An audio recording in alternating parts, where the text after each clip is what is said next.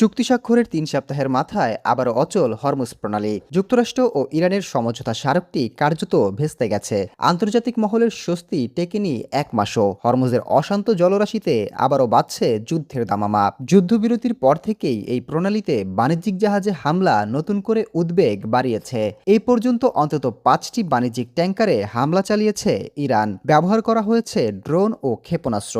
এতে মারাত্মক ক্ষতিগ্রস্ত হয়েছে কাতারের এলএনজি ট্যাঙ্কার আল রেকায়াত। রেহাই পায়নি সৌদি আরবের ইউদিয়ান সহ আরও বেশ কয়েকটি আন্তর্জাতিক জাহাজ।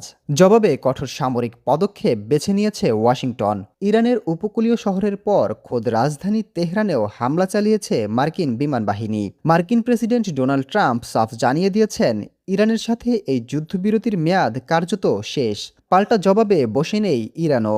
বাহরাইন ও কুয়েতে অবস্থিত মার্কিন ঘাঁটিতে মিসাইল ছুড়েছে তেহরান। পাশাপাশি হরমুজ প্রণালী আবারও পুরোপুরি অবরুদ্ধ করার কড়া হুমকি দিয়েছে দেশটি। হরমুজ প্রণালী বন্ধ হওয়া মানে পুরো বিশ্বের অর্থনীতির ওপর মারাত্মক আঘাত। যুদ্ধের আগে প্রতিদিন প্রায় ২ কোটি ব্যারেল তেল পরিবাহিত হতো এই পথ দিয়ে। এটি বিশ্বের মোট জ্বালানি চাহিদার প্রায় ১/৫। কিন্তু এখন পরিস্থিতি একেবারেই ভিন্ন। আগে প্রতিদিন ১০০টির মতো জাহাজ চললেও এখন দিনে গড়ে ৩০টি জাহাজও পার হচ্ছে না।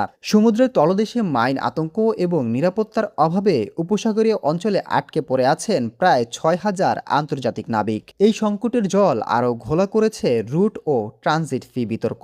আন্তর্জাতিক জলপথ ব্যবহারকারীদের ওপর নতুন করে ফি আরোপ করেছে ইরান। তবে একে অগ্রহণযোগ্য বলে সরাসরি প্রত্যাখ্যান করেছে যুক্তরাষ্ট্র। সমঝোতার টেবিলে শান্তির যে সুযোগ তৈরি হয়েছিল তা এখন পুরোপুরি অনিশ্চিত। দুই শক্তির পাল্টাপাল্টি হামলায় বিশ্ব আবারও এক নতুন জ্বালানি সংকটের দিকে এগিয়ে যাচ্ছে। Desk report, global math.